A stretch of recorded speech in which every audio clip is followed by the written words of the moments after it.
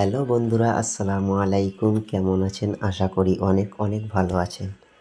তো আজকে আমি টেকনিক্যাল অফিসিয়ালের পক্ষ থেকে আরেকটি নতুন ভিডিও আপডেট নিয়ে এসেছি। তো আপনারা ভিডিওর থাম্বনেল এবং টাইটেল দেখে বুঝতে পেরেছেন যে কি হতে চলেছে। তো তার আগে একটা কথা বলি, আপনারা যদি চ্যানেলে নতুন হয়ে থাকেন অবশ্যই সাবস্ক্রাইব করতে ভুলবেন না, পাশে থাকতে ভুলবেন না অবশ্যই। তো আর বেশি দেরি না করে আমি মূল কাজে চলে যাব। তো আপনারাও অনেক অ্যাপস দিয়ে ফটোর ব্যাকগ্রাউন্ড রিমুভ করেছেন। তো আজকে আমি আরেকটি নতুন অ্যাপস দিয়ে ব্যাকগ্রাউন্ড রিমুভ করব, সেটা আপনাদেরকে আমি দেখাবো। তো বেশি দেরি না করে আমি এখন ফটো রুমে চলে যাব। ফটো রুমে চলে যাওয়ার পরে দেখতে পাচ্ছেন নিচে প্লাস বলা অপশান আছে, ওখানে জাস্ট একটা ট্যাপ দিব। ট্যাপ দেওয়ার পরে দেখবেন অ্যালাউ চাবে, অ্যালাউ দিয়ে দেবেন। অ্যালাউ দিয়ে দেওয়ার পরে দেখতে পাচ্ছেন আমাদের যে ফটো ব্যাকগ্রাউন্ড রিমুভ করো সে ফটোটা এখান থেকে জাস্ট আমরা সিলেক্ট করব। তো আমরা এই ফটোটার ব্যাকগ্রাউন্ড সিলেক্ট করব।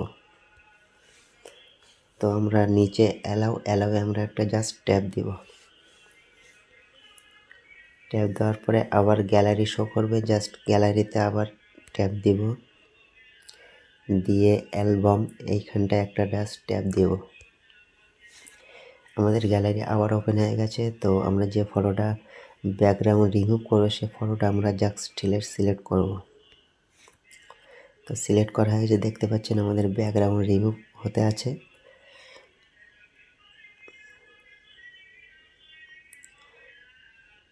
তো আমাদের ব্যাকগ্রাউন্ড রিমুভ হয়ে গেছে। তো এই ফটোটা আপনারা কীভাবে ডাউনলোড করবেন সেটা দেখে দিচ্ছি।